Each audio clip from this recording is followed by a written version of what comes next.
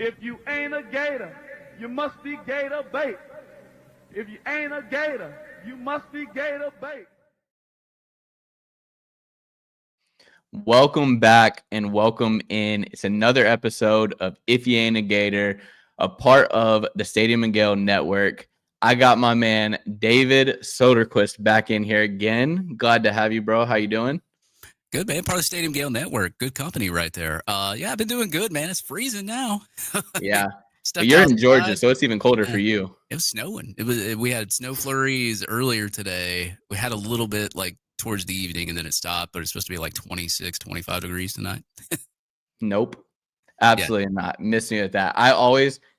Quick story before we jump into this. I am a Florida boy through and through. Like, just the weather that's supposed to be hitting into tonight to tomorrow morning is like freezing to me, and it's like going to be like 39, 40.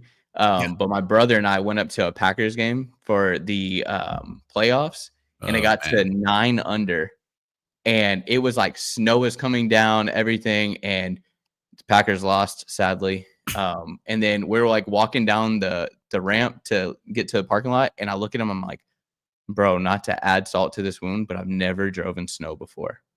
Oh my! And I was like, I'm driving back the whole time. And quick side note, we had a rental. We were supposed to have a truck or a huge SUV. They gave us a Prius. And I'm like this, like gripped onto the steering wheel, like scared to death driving. I'm like, I've never done this before. I was like, get me back to Florida ASAP. Yeah, but that's hilarious because like I had a old Buick, and one time it like snowed really hard here in Georgia. I didn't think I was going to make it home, but I did. And I was like, wow, I'm proud of myself because I never drive in the snow. And this time I decided to do it. Dude, it is the scariest thing. Like, truly, I didn't know. And like, I hit my brakes and everything, and I'm just like hydroplaning the whole time. I'm like, oh, and I'm like, my brother's asleep in the like back seat, and I'm like, well, this is where we go. This is it for us. We're tapped out. We just watch the Packers lose, and we're gonna die right here. But well, hey, go down in glory, right? Exactly. So we're gonna dive into a few different things today. First thing we're gonna touch on is, unfortunately, Florida versus Kentucky. Yeah, I know. You get the first show of the week with me, so we get to dive into this stuff together. Give me your takes. Give me your. I'm sure I know your opinions, but give me your takes, your opinions on the game. Did you see any good? Probably the first 2 drives, and then after that, it just fell off a cliff. But you know, I'm not gonna lie. I was over at my buddy's house. We were drinking a little bit because of the games, and I said, you know what? I'll have a couple more shots watching this because I know it's gonna fall apart right here. You know, you look at a game like Kentucky, and you look at the spread. It was like 3.5. So Vegas, like, was 3.5 in Florida's favor of beating Kentucky. And now Kentucky, they've given some teams some fits during the year. They gave Ole Miss fits. I mean, like Ole Miss, I think only scored 30. They scored 23. They lost by like 7. They played Arkansas really well. They've played a lot of other teams really well, but then they've also gotten blown out by teams. So you don't really know what you're going to get with Kentucky this year because they're just very up and down. But you always knew that the offense wasn't that great, right? So you're thinking to yourself, okay, well, we got a good defense. They don't really have a good offense. And just like happened 2 years ago in Lexington, they just pushed us around on the offensive line, defensive line, got no pressure. It was giving up a lot of yardage in the run game, just like it was 2 years ago. And I don't know what it is with this team in Florida, but every time they go to Lexington, they lay an egg, and it is bad, and it stinks, Real and bad. it smells like garbage. But I don't know if it's a curse. I don't know if it's just something that happened when Dan Mullen left. I have no clue. But for some reason, we can't get it together in Lexington. Now, when they're here at home, we can beat them. But to me, and like, look, I'm a fan and I watch it just from afar. And I'm not saying that this is something that happened in the locker room or the mentality of the team is gone. But it looked like a team that pretty much almost gave up the rest of the game and just didn't want to be there. It was just going through the motions. And yeah. You know, you look at Saturday, and it was kind of weird. You look at Auburn, right? One of the top defenses nationally. Vanderbilt goes and scores 45 points on them. Yep. And then Auburn, one of the worst offenses nationally, scores 38 on Vanderbilt. So you're thinking yourself, what's going on this Saturday? Yeah. One of the best defenses, probably top 50 defense in Florida, goes and plays a Kentucky team that's struggling offensively. They put 38 on them. So it's like, what was going on Saturday? Especially you see the NFL games, there's upsets all over the place. What was going on this weekend? So Was there just something in the water? Was it a bad weekend? I don't know, but I know that when Florida goes down to Lexington, good things don't happen. And me watching that game, I felt the sense that there was a part of the team just in that game that just went through the motions, gave up, let Kentucky do whatever the hell they wanted to, and got the heck out of there.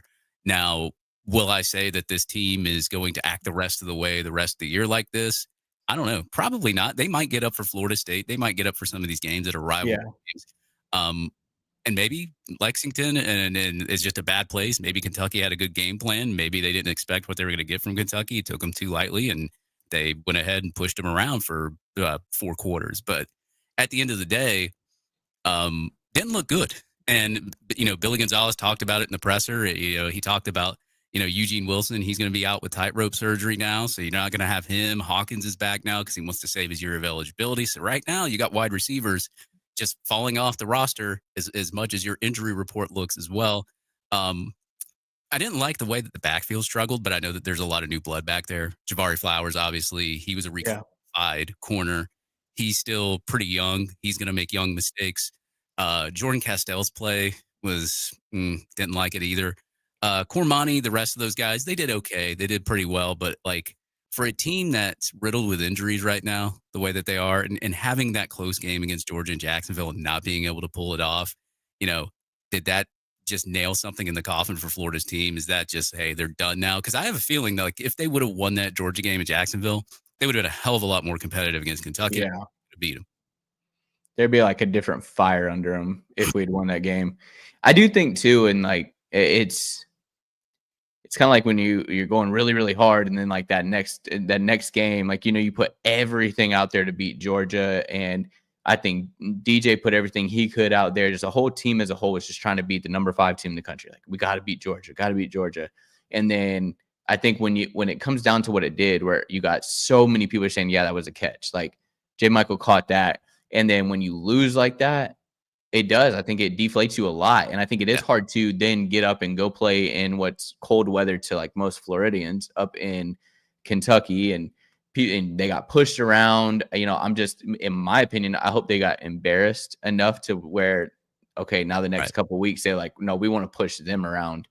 That's just what I'm hoping for. But it's how do you respond, right? Do you respond by going out there and getting your ass kicked again? Or do you actually, I guess, what Billy Gonzalez says, play for the patch, right? Are you going to play for the patch? Are you actually going to, show out and at least try to? Because, look, Lane Kiffin's coming to the Swamp, hopefully permanently. But he's coming to, we're going to Ole Miss. He's not coming to the Swamp. But anyway, you know what I'm saying? He's going to Ole Miss. But when we go into Ole Miss, is there going to be that part of the team that's okay, well, this could be our future coach, right? Maybe we want to show out for him. Maybe we want to do this.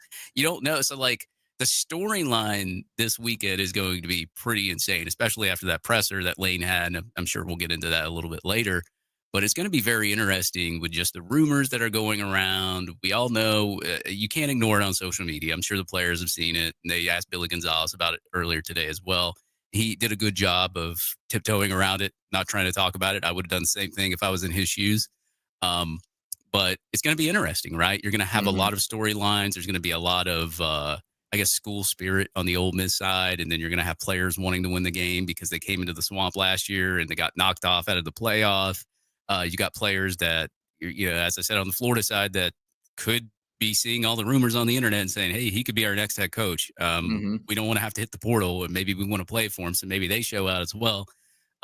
So you just got a lot of storylines, especially the fan storylines and the fodder and the social media stuff that you see back and forth. It's going to be a very, very entertaining week and a weekend for Florida and for Ole Miss. So, going into the game, and I've even told everybody, it's it doesn't matter whether Florida, Lane's not going to base his decision on the outcome of any game or even the Ole Miss or Florida game.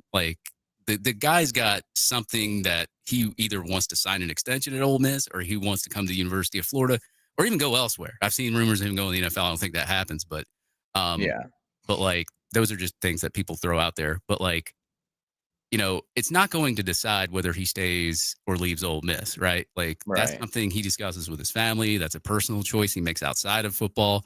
And the fact that he doesn't want to talk about it right now. So it's if he's not wanting to talk about it, and it's a family decision and he's talked about it, it's going to be a family decision. It's not going to be like, oh my God, that team looks good, we should go there, or they look like bad. Like, they don't care about all that. Like, Yeah. like Lane knows what he can do at any school. Like, he Mhm. came into Ole Miss, that wasn't great when he got to Ole Miss.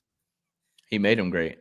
I Right. think that's the part about it. Like, I get it. And a lot of people are like looking at the game against Kentucky and they're like, oh, we suck. Like, there's no way he's going to want to come here. And I'm like, we knew we sucked. He knows we Yeah. sucked. The thing is that he sees potential. There's just there's no like no one's playing together right now. I feel like there's a lot of talent everywhere, but it's just a whole bunch of just gibberish going on everywhere.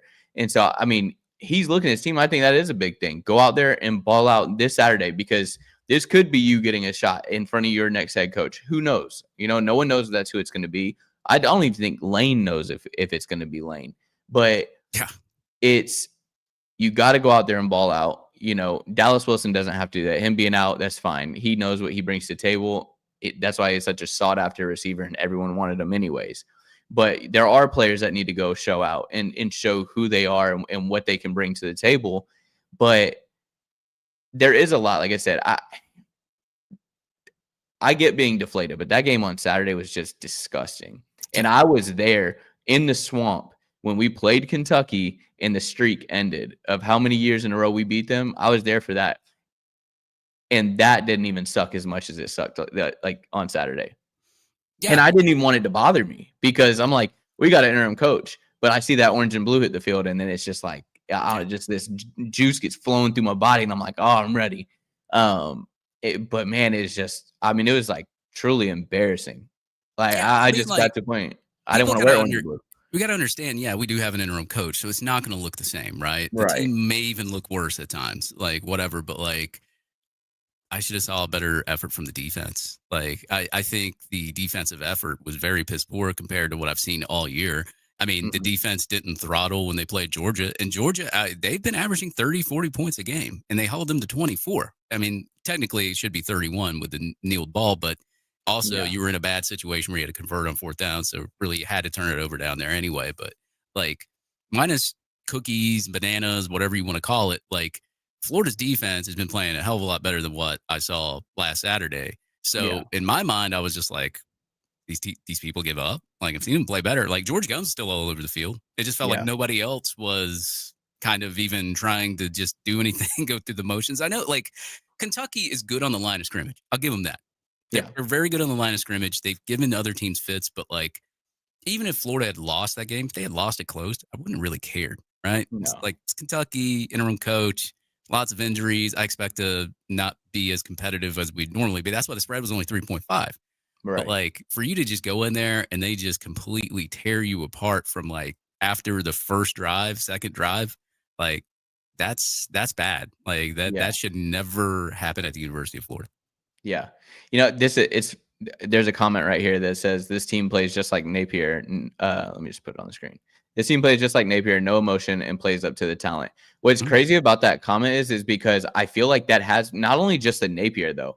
I feel like that's been that with like the past 4 coaches. Like, honestly, since Meyer left, I don't think we've had a coach that's come in and said, okay, we're playing a bad team, like let's put our foot on their throats. I feel like we kind of like, if they're less than us now, Kentucky, the way we're playing this year, I don't know that Kentucky's that much less than us. Talent wise, yes, but as an actual team, I don't think they're that much less than us. But playing Georgia the way we did, then playing Kentucky the way we did, you can tell there's a shift in the feeling. So that's why I don't know what it's going to be like this coming week. I will say, like, with the defense, and I don't think that anybody should ever like go, okay, well, I'm just tired of trying, because you're still trying to make it to the NFL. But I do think at some point, I think the defensive guys are like, bro, like, we're killing ourselves out here. Like, we are physically and mentally killing ourselves for the offense to not score. Yeah, and I hate to point the finger. I mean, like, it's easy to look up at the scoreboard and know that nothing's working for you. You just get deflated. Like, and that probably is what happens. It's like we always hear about it in football games, right?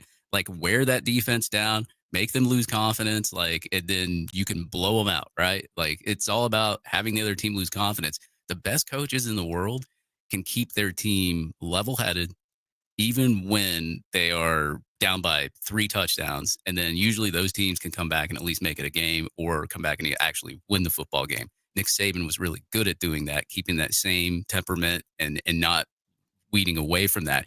And he also had some good quotes, and he was also good with analogies. He was also good with explaining things to people, and that's what made Nick Saban really good. And obviously, Mhm. he didn't put up with anything. Um, and I'm not going to compare every coach to Nick Saban, but like you have Right. to have some sort of like those concepts with players to where like you got to give them the don't give up mentality, but you got to give them a reason to not give up and have that Yeah. mentality. You can't just say, "Oh, don't give up, no mentality." What's the reason? Why am I doing that? Like Mhm. I need to know why I'm doing this, why you have me doing this. Like, and Yeah. Saban was really good at that. And there's other coaches that are really good at explaining, like, hey, look, this is why I have you do this. This is why. I just don't feel like Napier was that kind of guy. I don't think he was able to really explain to people like why his process was the way that it was and why like certain players would like I mean we see players transfer out because they said they felt like they weren't getting developed, right? Like we saw Right. Chris McClellan transfer out, said the same thing. We saw Princely Human Milan transfer out, saw Trevor Etienne transfer out. Like now some of it's NIL related, of course, but like you heard them say like, look man, I don't feel like I'm getting developed here. And Yeah. there was other players saying that they did feel it. It's all about how you connect with the players, but you got to connect with all the players. You can't just connect with some and then some other ones are just you're just not connecting. All those players got to be on the same, like they got to be on the same perspective. They all got to feel the same. They all got to like play the same.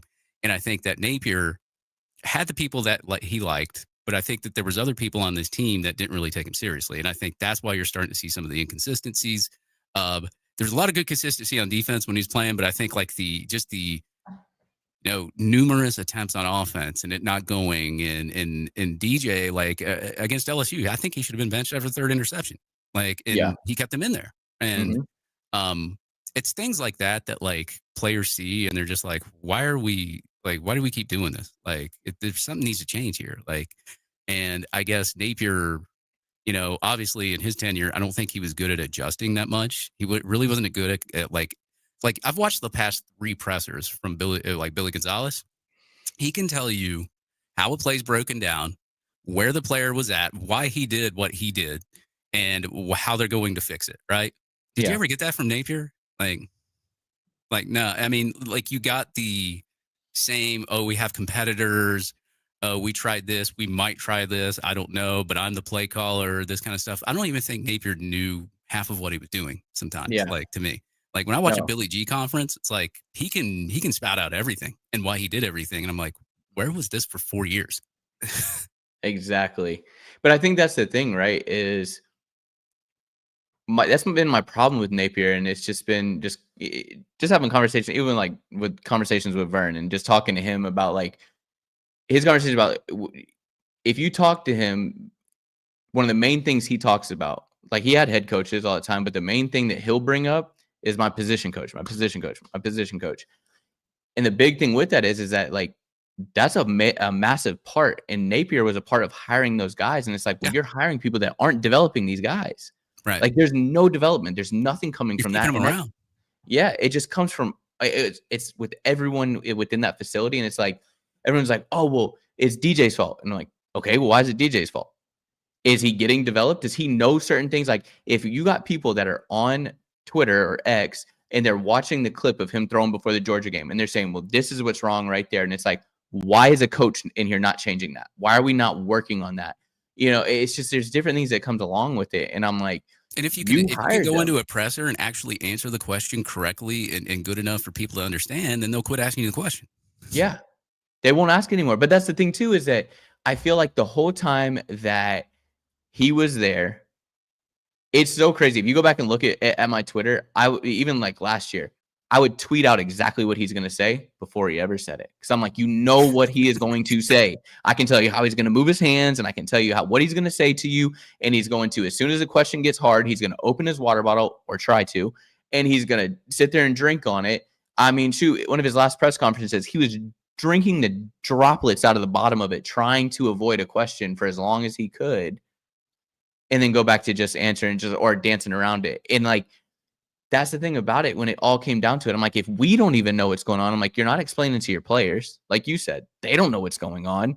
No one has any idea why certain drills are being done, why this is being done. And I'm like, You notice how and like all the special teams like mistakes, oh, mishaps dude, just suddenly disappeared? uh, I It's mind blowing to me. I'm like, so you get better structure, like all of it is a thing, right? And I feel like the way that he would almost run certain things, like whenever like defense was on the field and he'd be like so far away from the play, he almost in his mind was like, I only care about offense. Like that's all I care about. Defense, you handle your thing, and that's it. And he It's wasn't just good at mind that. blowing, man. Like this, my thing. Like too, like a good head coach. I don't want to dwell on this too much, and Of course. I'll end it from here. But a good head coach is a CEO, right? He hires people at places he knows he's not good at. That's what good Yep. CEOs do at any companies, right? Like every company has an HR that hires people, right? Maybe I can't be at all the hiring and meetings and all the interviews and everything else like that, but I can hire people I can trust that'll hire the best people for the job. Like having that structure and having Billy come in with all these people, he said he hired this army of people. Okay, well, you hired hundreds of people and it's dysfunctional. Mhm. like, like you have the worst record of a head coach since the 1940s, dude. Like, what are you doing? Dude, it's mind blowing. So we'll shift over to being on the topic of players going into this offseason. You know, our season's almost, it's all but over. I mean, we still got games to play and we're still going to cheer, but Florida State game and, you know, we're going into the offseason. What players do you think, coach aside, right? What players do you Mhm. think will stay and what players do you think will go? That's a hard one. If you hire an offensive minded coach, you're more than likely to retain a lot of your offensive players. Now, I will say that there's going to be a lot of people leaving anyway, regardless, right? Because it's a Mhm. new coach. That coach is either going to come in and they're either not going to really like the coach or want to be coached different ways, or the coach is going to tell them, like, hey, I'm bringing in some of my guys, or I'm going to bring in Yeah. other people. And they have those exit interviews, I guess you call them, whatever. Um, but as far as like retaining your offensive pieces, say it was Lane Kiffin, right? Lane Kiffin comes to Florida. Um, I'm pretty sure most of the offensive guys would be intrigued to stay. I mean, I would if I played offense and I knew this guy was an offensive savant and I'm a wide receiver that's a 4 or 5 star. Yeah, I'm staying. Like Yeah. that's a no brainer, right? Defensively now, we've seen Ole Miss's defense, not the best, right? Not the best. Mhm. Now, I don't think they have the best players either defensively, but Right. not the best, right? If you bring in the same defensive coordinator, a lot of those defensive guys might say, "Look, I seen him coach over at Ole Miss. I'm going to Mhm. go somewhere else." Maybe we don't know what's going to happen. We don't know what kind of players or coaches the next coach is going to bring in. We don't know any of the assistant coaches. Usually, when a coach comes in, he brings in a lot of his guys, right? So Right. even if say it was Lane, right? He'll bring in Coach Savage, strength and conditioning. We all love Coach Savage. You know, he was a great strength and conditioning coach. But you bring in a different coach and he's going to come in with his guys, and that's pretty much how that all works. But it's hard for me to like predict who would leave, who wouldn't. But like, I mean, you have Right. players that are really close to the program. Like, I'm sure Vernell Brown wouldn't leave, considering the relationship he's got there. Miles Graham probably wouldn't leave because he's a Florida guy as well. I mean, you're going to have your guys that are just Florida no matter what. Doesn't matter who Yeah. the coach is. I'm staying. But I would expect at least like 25 to 30 people to leave. And I'll say that like if it's you might have some of your main guys go. Yeah. And say you do, right? It'll probably be 10 to 20% of your main guys and 80% of guys that we haven't even seen on the roster that haven't Yeah. even gotten starting reps. And, maybe some guy comes in and says, man, they didn't really recruit that well at offensive line on a star level. I'm just getting rid of all these guys. There Yeah. goes 10, 15 offensive linemen right out the door. I mean, Yeah. um, so it depends on the type of coach that you hire. If it's if it's a defensive guy, players are gonna be wanting to line up, play for that guy, right? Say it was like a Will Muschamp type, right? That you hire. Yeah. A lot of defensive guys are gonna probably stay. So That's true. it just depends on when the coach gets here, who he is, how he meshes with the players, what the relationship is like when he's here. Because I think they give him 5 days now before they can actually, transfer to another school. I think Yeah. they can enter the portal, but they can't transfer until the new coach comes in and maybe can convince them to come out of the portal, right? Yeah. Because we've seen people from Auburn enter the portal, but they can't transfer till Auburn hires a new head coach, and they got to wait Mhm. 5 days after he's hired now. So we have seen players enter the portal, but what I've noticed that is really interesting, none of our players have entered the portal yet. They might, they could, but like they haven't, right? We We haven't haven't seen seen it. any we haven't seen decommitments. We've seen players visit other places, but they never committed to them. Right. So it's like okay, so these kids are still interested in committing to Florida based on, who the head coach is going to be next to. Like, is it going to be this guy or this guy or this guy? Because if not, I already visited this place and I like it, so I can just go here if the coach that they hire comes here that I don't like. Now, Right. I will say I've talked to some of the parents. They've been on our show before. Like the parents, we've interviewed parents from like high school, like your Will Griffins, that kind of stuff. And they're totally committed to Florida. They're not going to leave. Like I've literally been told by 3 parents of players that are currently committed to this team right now that they are not leaving no matter who the coach is. Right. Mm-hmm. So that's something that at least you can count on, and I guess you're going to have at least the next coach that comes in here, he'll have the choice of actually keeping these players or not. Which I wouldn't think that if it's a good player, he's going to tell them no. But you also have the opportunity of that coach bringing in some of his guys from his school once their coach is hired too, because they're going to want to follow in his footsteps too. But the only problem is it causes a little bit of a delay, right? So now those kids can't transfer. You're already at this other school. Now your players can't transfer over to you until they hire a coach. Yeah. So it throws a wrinkle in there, but eventually it happens, right? So Mm-hmm. I'm not worried about losing certain players if a new head coach comes into the University of Florida, because at the end of the day, he's going to have somebody that's probably either going to recruit for him anyway, or he's going to have a lot of his players from his school follow him over. So whatever Mm-hmm. holes get axed, you're going to fill them back up anyway. And you're going to have portal guys that want to come in here too. So I'm not really worried about it, right? If you want to change, you're just going to have to change. And you're going to have to, there's going to be some people that leave in order to get that change. Yeah. I mean, and that's what I've been really big on, and just with talking to people and just anybody that asked me, like that same question, who do you think leaves? And my main thing I say is that as well. Like, I'm like, you never know. And I always say, I think Vernell Brown stays. I think Miles Graham stays. I think those are like the 2 that I'm like, okay, I bank on those 2 staying. Now, I hope that like Dallas Wilson's like bond and friendship with Vernell Brown is strong enough that he'll stay with him.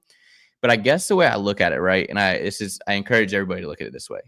Stop attaching yourself to the names that are on this team right now, because they're all part of a losing team right now. So if somebody comes in, they bring you a winning team, I promise you'll attach to whoever's there next year. Right. Like if we start winning next year, that's fine. And I get it. These players are talented. But if we bring in a coach such as like Lane, you bring in Lane, you're going to bring talent in. And if you give him enough NIL or whatever the case may be, he can go buy players out of the portal that are going to be good anyways. And he's shown he can do so much with lesser talent. So you let him go grab a 5-star that decides to leave or whatever. You give him that. Yeah, I'm fine. I promise. Like anyone can go on this team. I would be sad about Vernell Brown or Miles Graham just because I love like real Gators, and that's what they are. Yeah, I mean, like I have relationships with a lot of the players that are on the team that don't even play for us anymore. I talk to Jonathan Odom every now and then. Mm-hmm. Like he's not even on the team anymore. So like from a I guess a relationship standpoint, like when you know a player, their family or something, like Aiden Mazelle's dad's awesome. I love Will. Mm-hmm. Aiden's awesome. He's come by our tailgate. Like if they were to leave, that would suck, but I would still keep the relationship alive. I would still want them to do well wherever they were at. It does suck though, kind of losing that relationship based on like the school, because obviously they're going to be in a different state. They're going to be playing, or they could be in the same state playing for a different team. But I mean, just to lose that relationship, like as a teammate kind of sucks, but like as a person in general, like most people like me want to see them do well at their other stop, even if they go to Georgia. Like I hate Georgia. I hope you do well, except for when you're against us. Yeah. I mean, and I think it's how it is. Like we had people, when Nape came in, you had people go to Pitt, and just they kind of push themselves different areas, and it's like you get attached to them, you see them, and you watch them play, and you listen to the interviews, and having them on your show, like you do get attached to them, and you love those guys. I think like with Aiden, right? He's a big one, because every time like something good happened, like if the Gators got a commit, he was sharing it. Like you could tell he was just genuinely like happy to be a Gator. But again, I guess that's just where I look at it, is I'm like, at the end of the day, I don't know them. They're making their own money. They're doing their own thing. They don't know me. And, you have that bond with them. But still, at the end of the day, I want this university to win. And if that means that however many of these guys have to go for this better coach to come in and bring people in that are going to get us to winning, because as much as I care about these guys that are on the team now just because of liking them, I'm like, I don't want another season like this ever again. So I really don't Right. care, like, to put it very bluntly. But Yeah, I do, like the word change means change, right? So with Yep. change comes good changes and bad changes, and sometimes when there's change like that, you just got to make some sacrifice. Yeah. Dude, it's mind blowing. But so speaking of Lane, we're gonna move on to his presser today. I know people are probably tired of hearing about it, but we got to talk about it because this is just. I feel There was like. there was a What are lane your presser takes? today. There was a lane Would presser. I missed it, man. Oh No, yeah, kidding. yeah. I haven't been on X or anything. I don't think I saw anything about it. Yeah, me But neither. no. So what are your takeaways from it? Because I got my own little takeaway, at least for a certain. I saw somebody that shared a clip of the video. I don't know who it was, but you know, Maybe it was me. man, it might have been you. I think y'all kind of look alike. You kind of look alike. I don't know. I just see the back of a shirt in the profile picture. But now, what are Yeah, your opinions on it? What do you take from that? What you can take from it. I mean, if I'm an Ole Miss fan, I'm not liking what he said. But as a Florida fan, um, we discussed this before the show. We're always used to getting burned anyway with a lot of Yeah. things. So it's like with me personally, with like the whole lane stuff, and I know I've messed with some Ole Miss fans on X, and I even told them, I'm like, I honestly do not care if he comes here or not. Like, I want him here. I want him here. But Hmm. if he doesn't come here, who does Florida hire? Like, Florida might hire somebody that you wasn't even on a list, or they might surprise us with somebody. We don't Hmm. know. But I would rather Florida hire the guy that they think is going to be best for the job. Now, my opinion, I think it's Kiffin, but 10 other schools could tell you it's Kiffin right now because he's the hot name, right? LSU wants him. You've seen Auburn fans saying, oh, Kiffin to Auburn. Like, Yep. he's the hot guy on the market. Like, he's going to be the most demanded guy right now just based on the fact that he's been to a team that doesn't recruit that well, doesn't have the NILs that most schools do, doesn't have the same structure. And he's gone in there and he's won games with 20th and 25th ranked talent profiles. And he's beaten teams that are like in the top 10 and top 5. He beat Georgia by 2 touchdowns last year. Came Yeah. close to beating them again this year. So yeah, like you see a guy that can take lower rated talent and, guys that like, he couldn't pay for NIL wise, so he had to go scoop up the secondary or third person. And sometimes, like, I think Ole Miss went all in the year before and got him a whole bunch of players from the portal. It didn't turn out the way that he wanted it to with Jackson Dart, but you see what he's done with lower rated talent. You've seen the games that he won. Of course, he's going to be a hot coach on the market because you're thinking, man, what could he do with like a step up, right? A step Yeah. up in NIL, a step up in, just all sorts of things, right? And like, look, man, I'm sick and tired of like the argument between Ole Miss and Florida about, oh, who's the better school, who's got the better facilities. Most people with common sense and logic that aren't Florida fans and aren't Ole Miss fans are going to tell you that Florida has a better program than Ole Miss. Like, they're just going to tell Yeah. you that. They won't tell you that mainstream media because they're trying to push Kiffin away from Florida because that's what they do. Mhm. But most people with logic and most people with common sense will say Florida's the better situated school. And I'm not going to say that they can say that they're the better job right now because of their win record, but they got to realize the only reason they got that win record is because of the coach that they have. So, I mean, you could go back and forth, but saying what he said in the presser, and it was funny because the first thing he said, he's like, "Oh man, I didn't expect that." Like, Yeah. so he didn't even expect the question, right? Mhm. And it was a good articulated question. You ever asked that question to the presser? Hats off to him. I give Yep. him a bow down. That was a good articulated way. If you're a guy in a presser that's an Ole Miss guy, and you're trying to figure out if your coach is going to stay here or not, you got to ask him some kind of questions that beat around the bush on it to maybe even like catch him in something. I guess I don't know, but you're going to have to ask questions like that. Yeah. And from what he had said, like Lane could easily shut down the rumors right now, like if he wanted Mhm. to, right? Why hasn't he done it yet? Like, Yeah. if I kept getting like, I would get annoyed. I'd be like, look, dude, I'm staying here, right? How many coaches have we seen in the pressers right now saying, nah, I bleed this color? The Georgia Tech's coach did it, Brent Key. There was other coaches that have done it. Now, there's been coaches that have said that and they've still went elsewhere. So Right. that still doesn't even mean anything. But for somebody to like not kill the rumors right now, and like he's even said it, like he's literally basically said that like he's considering looking at other offers, right? He might still come back to Ole Miss. He might still be your coach next year. Like, Yeah. none of us know that. We're assuming just based off what we hear, what we see, is he going to stay? Is he going to go? But what he said today was funny because when he listed everything down, I could say, well, Ole Miss, they kind of have that. Yeah, they have that. Ole Miss might have that. Ole Miss Mhm. don't have that. Ole Yeah. Miss don't have that. They're not in the state of Florida where all the talent is. That's a hotbed. Texas is another one too. They don't have a lot of the things that Lane Kiffin said that was important in a coach's job.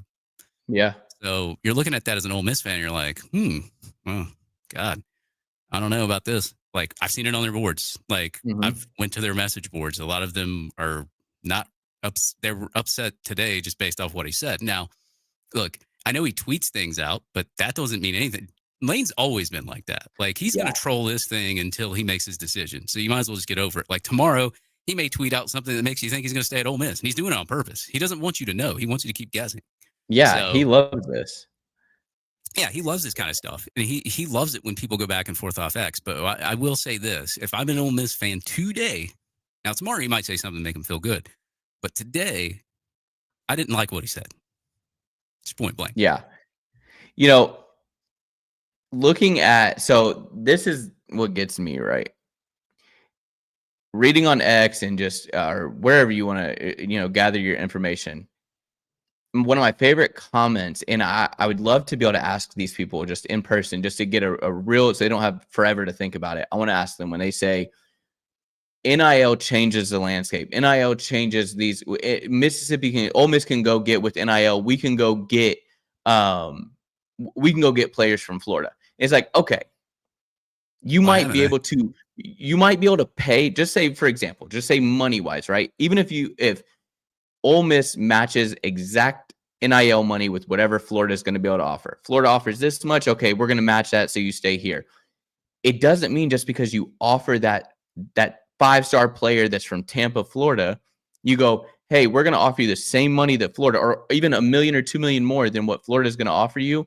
We're going to offer you that to come to Ole Miss. Oh, it's like, okay, you're still further away from their home, where then it makes it harder for multiple family members to travel there. It's like some of these people they want to be close to home. They want, when it's a bye week, that they can just jump in their car and drive home, for the weekend or whatever the case may be. And I'm like, so it's not the same. Them saying, oh yeah, NIL evens the playing field. No, it doesn't. It may with some players, but it does not even the playing field for all players. Right. Yes, you have players that want to leave home and they want to go play at those universities. They want to leave, but it's not like that for everybody. That's why you see players that will go to a school and then they'll be there for a little bit. They get homesick and they come back. I almost feel like that's what happened with Dallas Wilson. I know the stuff that happened with his mom and everything, but you get homesick and you want to be back to where you know that state.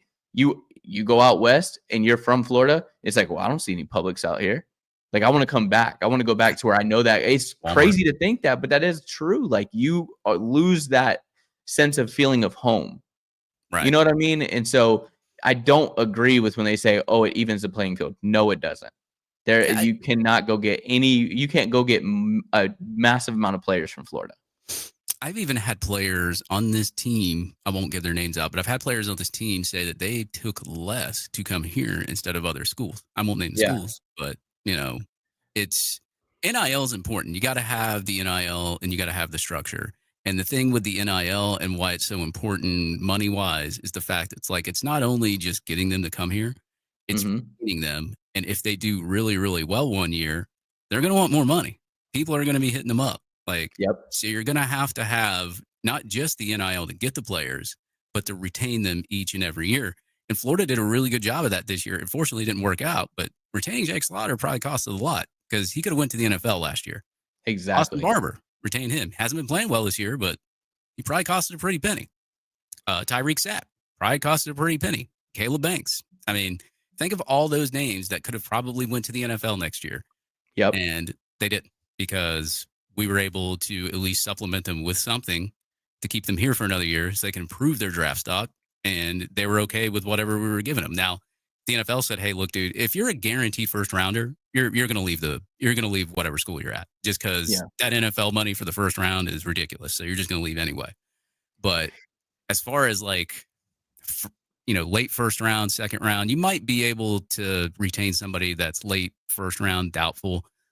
But second round, third round, those players, if they think that it's worth, staying, whatever. I'm sure Slaughter probably could have went late first round last draft, but he chose to stay. Why did he choose to stay? He ain't staying for free. Yeah.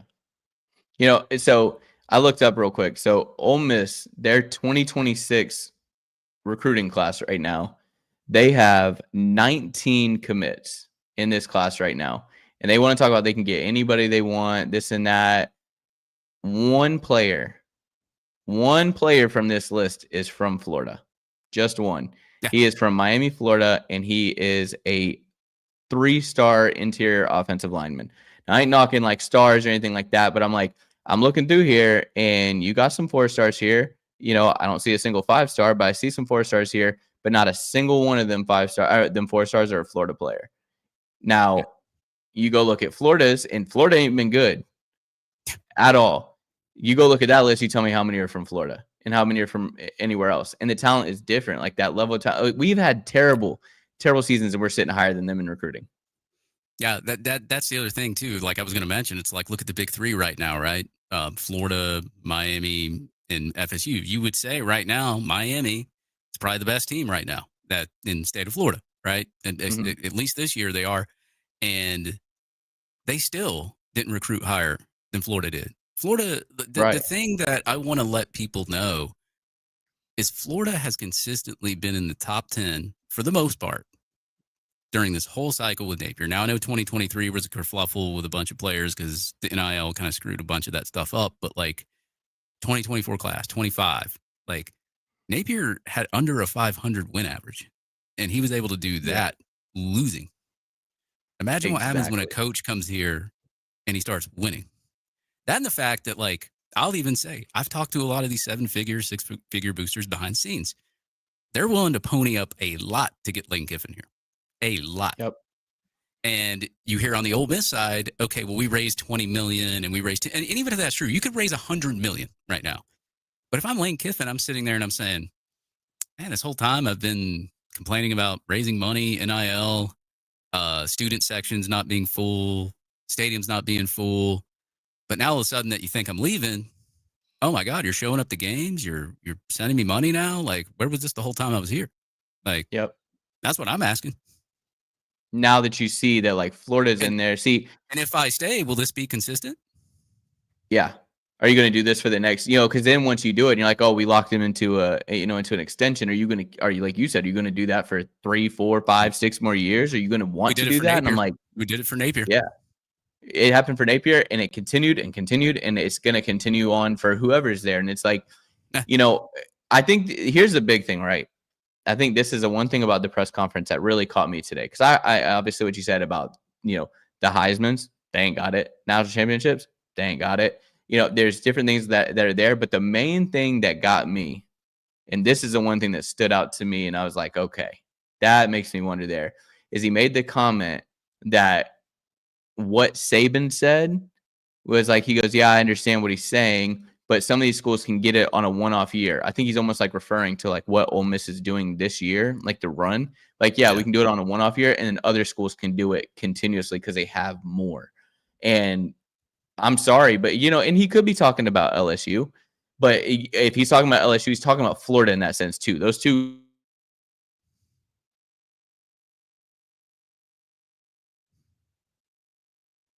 Well, you froze there. I don't know if his internet went down.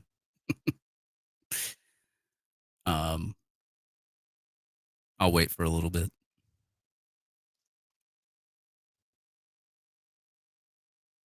So I hope everybody's doing good in the chat. Carlos, my man out there rolling with Carlos. Dave always likes spitting. Sometimes I'm just I guess I'm in a spitting mood tonight. Whatever. Two amazing people. Oh, thanks, Carlos. We get Lane. You cats. Goodbye, DJ. Now the thing with DJ, since he's still frozen, the thing with DJ, if he gives me a text message, I'll do that. Is I don't know if he stays or not. Like, I would assume DJ would stay if there was an offensive coach coming in here. Looks like I guess he's back. Maybe got a black screen now. Wonder if he lost connection.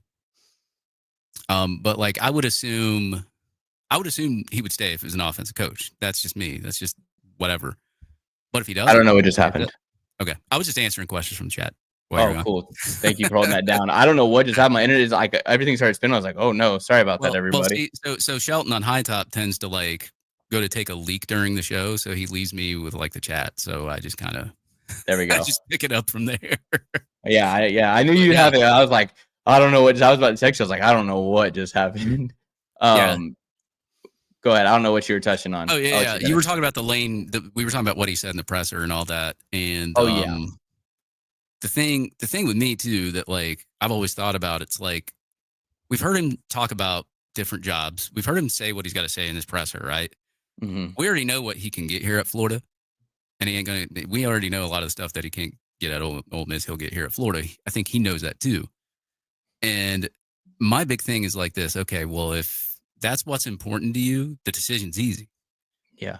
If you stay where you're at, there's no guarantee it's going to always be like that Yeah. because you were there 6 years, right?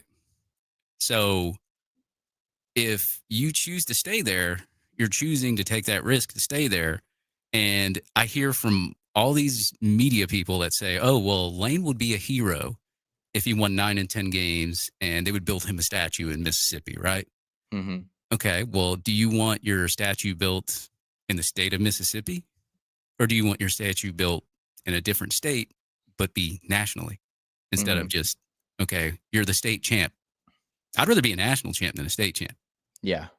So, yeah. And just looking at it as a whole, I mean, here's a few things that I'm going to touch on too. And it's like, if you're it's comfortable hard. winning 9, 10 games a year and no national championship, stay at Ole Miss.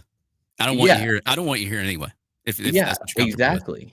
And you know what's crazy too is like they all say, I love they say like, oh, he can win 9 or 10 here and be fine. How long are they going to be fine with that? Like, is he going to be able to do that for 3, 4, 5 more years? Where okay, he makes it to the playoffs, but then you go up against, then you go up against your Ohio States, your I guess while Kurt's there, your Indianas, your Oregons, your Alabamas, your Georgias, like these top schools who are making it, but they're also competing there because they're putting the money in every single year. Yeah, you can have a one-off year. Maybe this year you do make a certain run in it. I will say, I don't think they do. I watched the Ole Miss South Carolina game. I thought that if Sellers was even 10% of a better quarterback, they beat Ole Miss. He misses so many shots there. But my thing is that, again, I was just looking at the Florida recruiting class. Florida. Makes sense. Like, it's a state of Florida, but I'm like, it's because they want to be here, and that's where the talent is. You have certain states, your Floridas, Texas, your Georgias, like there's just, it's oozing with talent. But yeah, you get your one-offs that are in Mississippi. But the thing is like, is your 5-star in Mississippi the same as your 5-star in Florida, or the same as your 5-star in Texas? Like, Could be. There, maybe, but there's differences. You know what I mean? Like, there's talent that you play against. But I guess when it comes down to it, we're gonna see it basically with him. You're gonna see. You still got that. You still got that killer mentality to you. Do you want to be a part of because you coach there with some of these guys who are out here leading national, like blue blood programs. And yeah, you're turning Ole Miss into something. Like, Ole Miss looks nice right now, but it's like you could go to Florida where now you're competing with Kirby Smart every single year. Every single year you get to try to put your foot on his neck, which is a guy that you want to compete with because the cream of the crop, you all coached under him. And of course, like, that's why, Nick Saban and Nick Saban's wife want to bring up those names. They brought up Kirby and Lane. Like, they're bringing up certain names. You didn't hear him bring up Billy Napier's name. He coached under him. But it's like, you come to Florida, now you put your name in there with Kirby. Now you're competing nationally and going to natties every year if you want to. So, I mean, that's just the way I feel about it. Yeah, I mean, even like take the fan card out of it, right? Like I said at the beginning, like you look at Ole Miss, you look at Florida. Which program would you rather be at? If you say Ole Miss, you're lying to yourself. Sorry, Ole Miss fans who are watching, you're just lying to yourself. Now, could that program eventually be a blue blood in the future or whatever? Sure, but I just saw a really good coach there go there for 6 years, and he still can't even break the playoff cycle. So it's like there's limitations there. I think Lane knows that. Yeah. But does he make the step? Right. And what's funny is I see a lot of these Ole Miss fans that are like, oh, I'd love to host a playoff game. And it's like, all 60,000, you're going to make a lot of noise. Like, I'm like, it's not the same as if you're hosting it at the Swamp or Oh, in I ain't Death even worried about Valley. that. Like, everybody knows that, like, they're bullshit. Or, excuse me, they're No, you're BS. good. You're good. Yeah. But yeah, man, it's just mind blowing to me. But I want to ask you, because I haven't had you on since the firing, of course. So I want to know your opinion. If we don't get Lane, in your opinion, I'm not talking about a list. Who is your 2 to 3 coaches you'd be okay with Oh God, outside of Lane? I know it's tough. there's so many names, and it's like you don't know who's going to be available by that time either.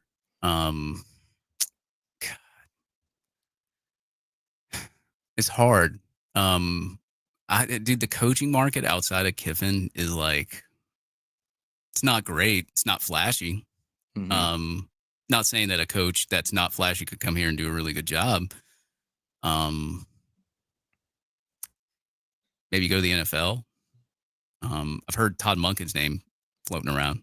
Mm-hmm. Maybe you get a guy like that. I'm pretty sure Florida fans wouldn't be upset with that. Lincoln Riley's name floating around, right? You already heard what Josh Pate had to say. Watch for Mm-hmm. Lincoln Riley, right? Well, he didn't say watch for him, but he just threw his name out there.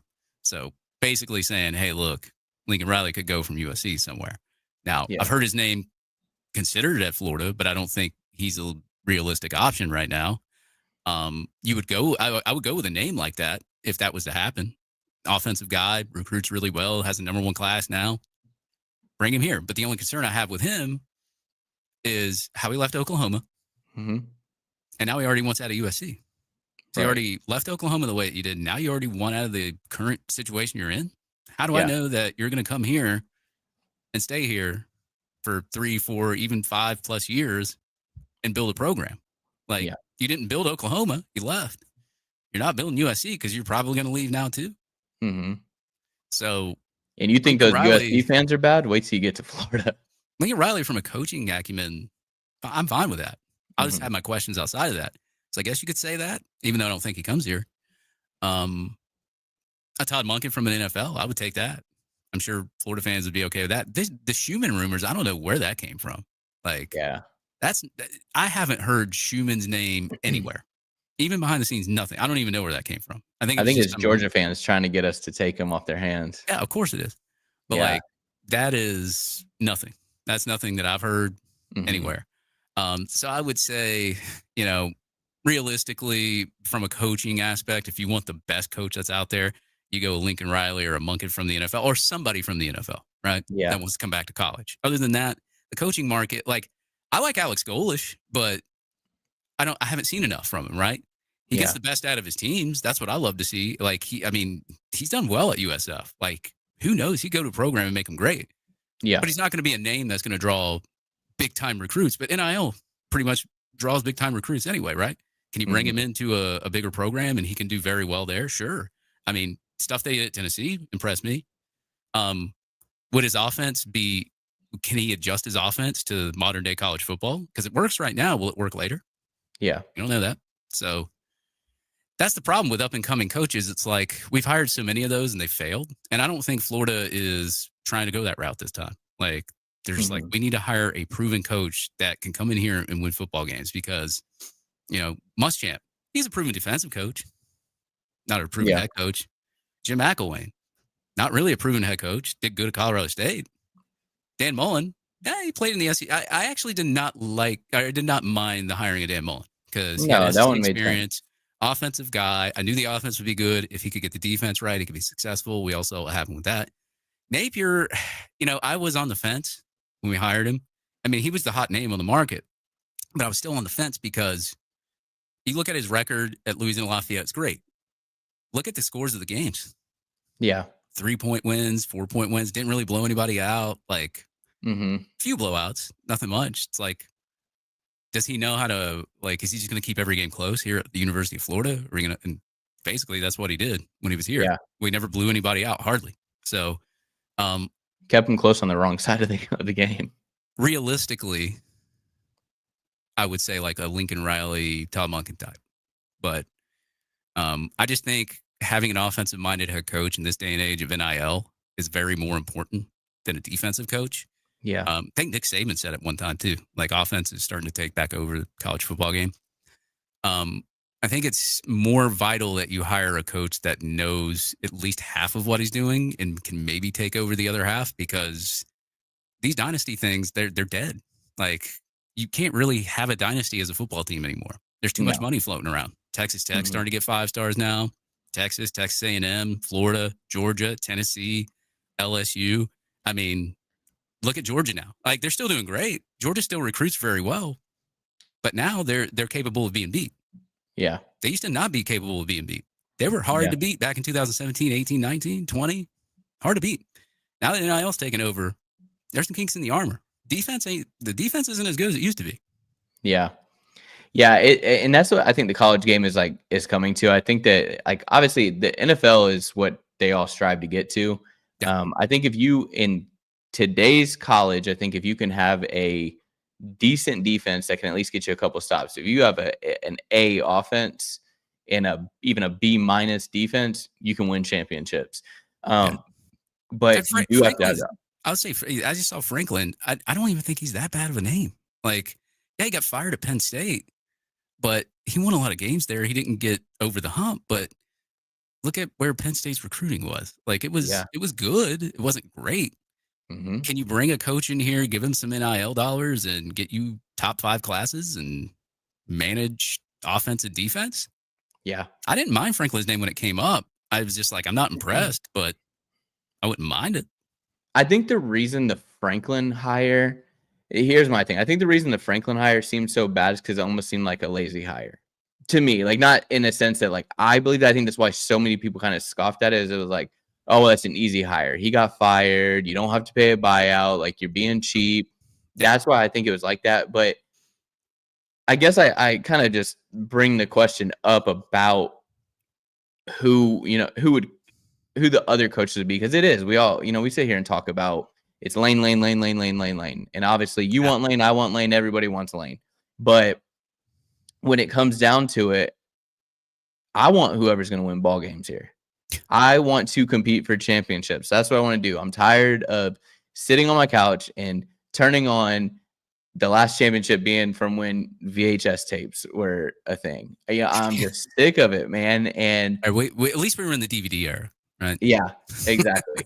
But and that's, I want to see more of that. I want to compete, and I think that's why, like, James Franklin is one of my top 3. I don't mind him. I think that he is a crazy good recruiter, and I don't think he could do as much. Like, again, you're asking people to go up to Penn State. It right. snows, it's cold. Like, man, it's hard to do that.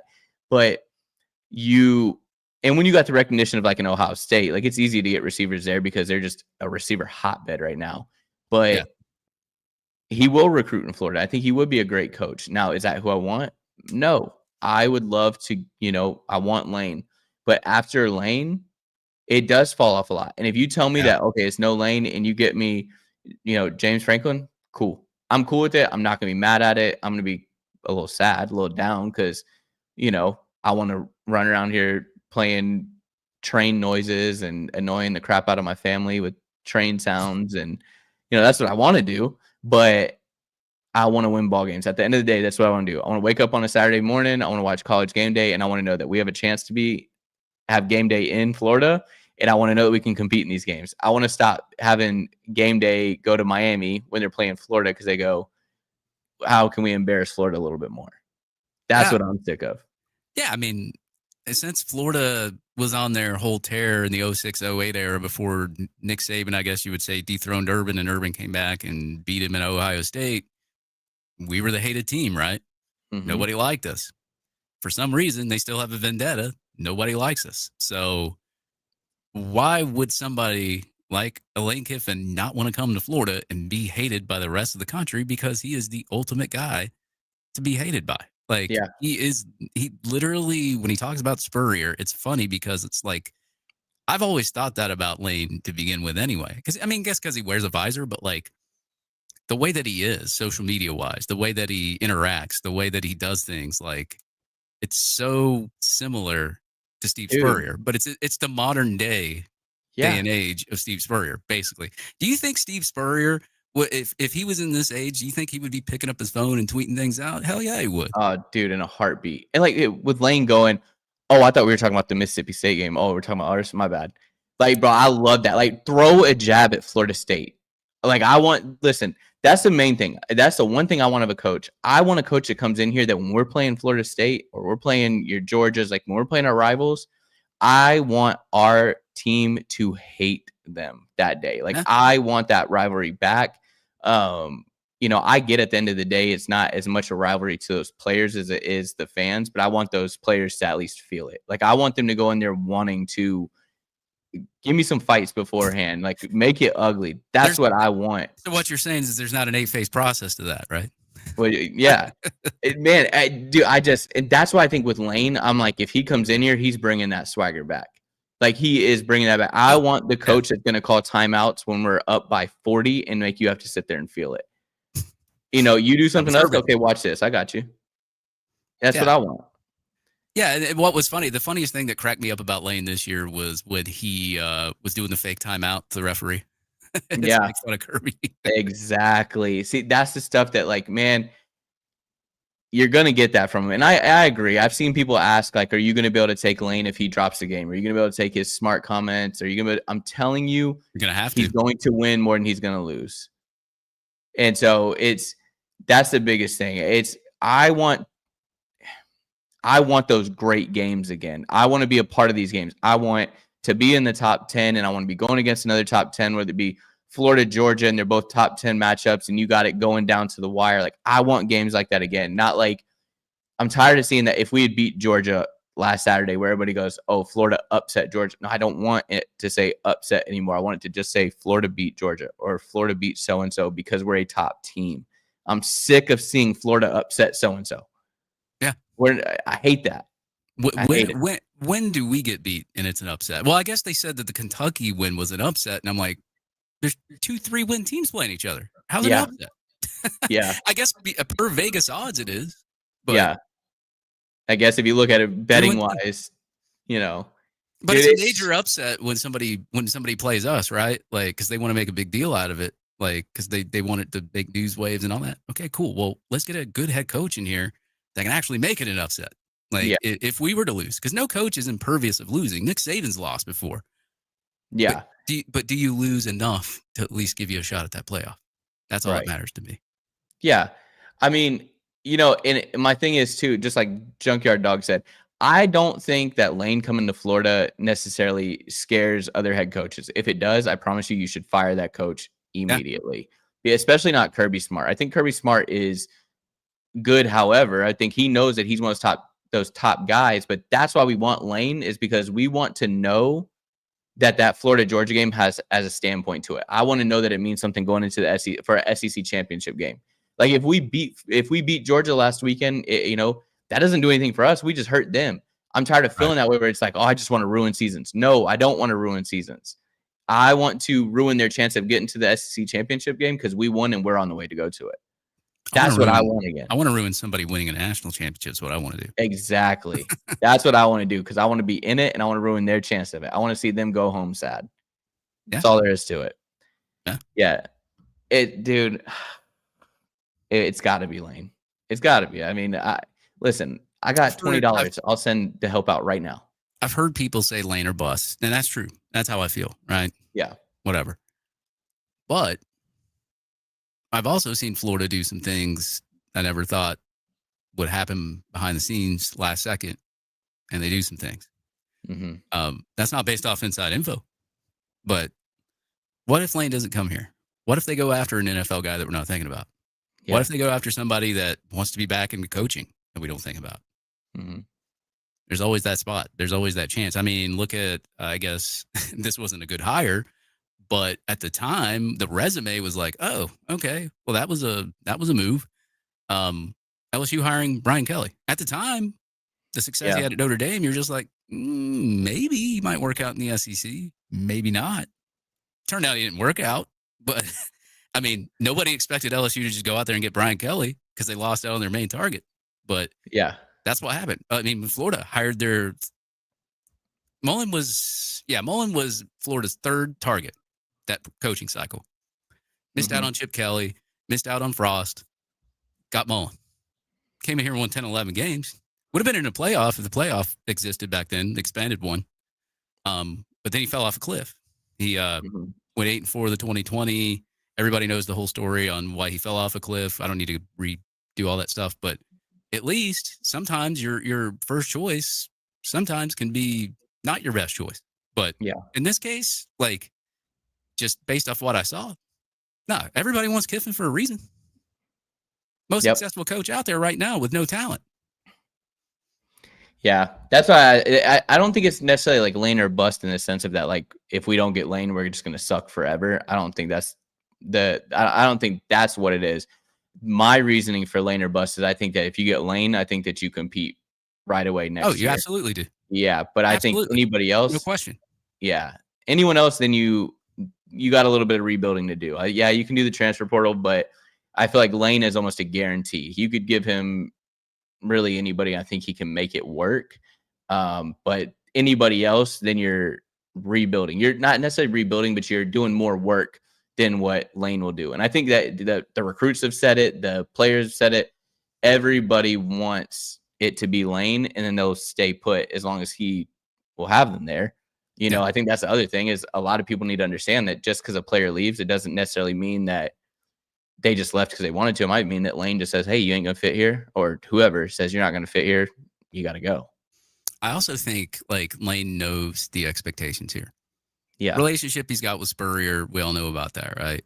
Mm-hmm. He's got some relationships with other people at Florida. He knows what he needs to do here. And I think that if he believes in himself that much and his family believes in himself that much, he'll come here and do it. Yep. It's just up to him. It's up to him and family. It has nothing to do like with what mainstream media person said that Florida wasn't the best job. Like he doesn't care about any of that stuff. Like Mm-hmm. it doesn't matter. The only reason I care about it is because it's like you can tell it's pure complete bias, right? You can tell even Waters posted something and Waters never speaks like that. Yeah. But I think he knows the expectation here and it's just up to him now. Does he want that expectation? Does he want to be here? Does he want, better support NIL wise consistently on a consistent basis, not just because he's leaving? Yeah. I mean, or does he feel like, okay, well, Ole Miss ponied up this money. Should I stay? What happens if you stay? I mean, that's something he's going to have to think about. But I think that ultimately, if it were me and I wanted to win national championships, I wanted to have something more consistent. I wanted to have sold out stadiums. Even when I'm losing, they're sold out stadiums. Come Florida. It's that You simple. know where it is. That's all there is to it. Well, man, I appreciate you coming on. I appreciate you holding it down while my internet decided to take a crap on me. I don't know what happened there. Everyone, the best of us. Yeah, I don't know what happened there. Everyone, before you leave, if you could hit the subscribe button. Like I said, I've been looking at at everything. It says that 73% of people that aren't watching or that are watching this aren't subscribed. So if you don't mind, hit the sub button for me. Hit the like button. Tell them where they can find you at. I'm sure they all know where you are anyways. Yeah. Well, you can follow the Flying Pig over to Hightop Sports. You can find us Hightop Sports on YouTube. Just type in Hightop Sports, follow Flying Pig. Make sure you subscribe there if you haven't, because we got shows going on just about every day right now. And you'll find us right now, the site's kind of still getting worked on, but you can still go to the shop to buy stuff, www.hightopsport.com.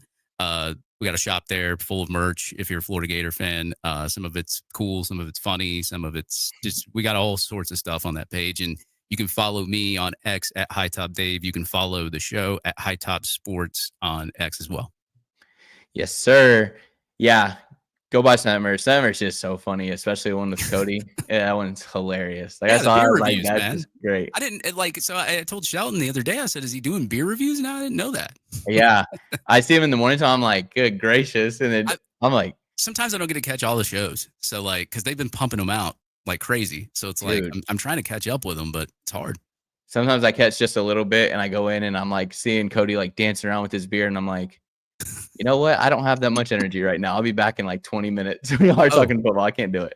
And before I leave, I forgot to notice this. There's going to be a new addition to Hightop. You should know, if you don't know by tonight during the live show at 8:30, you'll find out Wednesday. Hey, tune in. I don't even know who it is, but I'm going to tune in and find out myself. But no, I appreciate you coming on, man. Truly, it really does mean the world. If you guys could smash the like button before you leave, share this out. Like I said, go find a random person's phone, go subscribe on their phone, your grandma's, aunts, moms, dads, whoever. Yeah, look, I'll even say one for you, JB. Like, look, dude, JB, I know he just started. He's doing a really good job, guys, for real. Subscribe to him. Great guy. Known him for a while. Has a great show so far. Has done a lot of great work with Vernon Hargraves already so far. Doing really good, man. And just, as I said, if you need anything, I'm here. I'm here for everybody. If they ever need anything, you can message me if you're trying to start a pod, whatever show. I'll help you out. But follow my buddy JB, man. Really good. Yeah, I appreciate that. Like, truly, it really does mean the world, man. You guys have been such a massive help in just seeing this grow and all. So yeah, like I said, he shot all this stuff. Everyone go follow, go subscribe. Like I said, Hightop Sports, most of y'all are probably already subbed, but go follow them. Check out the morning shows, the night shows. They're absolutely pumping them out. But yeah, I appreciate you coming on, man. And you guys know how we end it. If you ain't a Gator, y'all know the rest. Have a good night, y'all.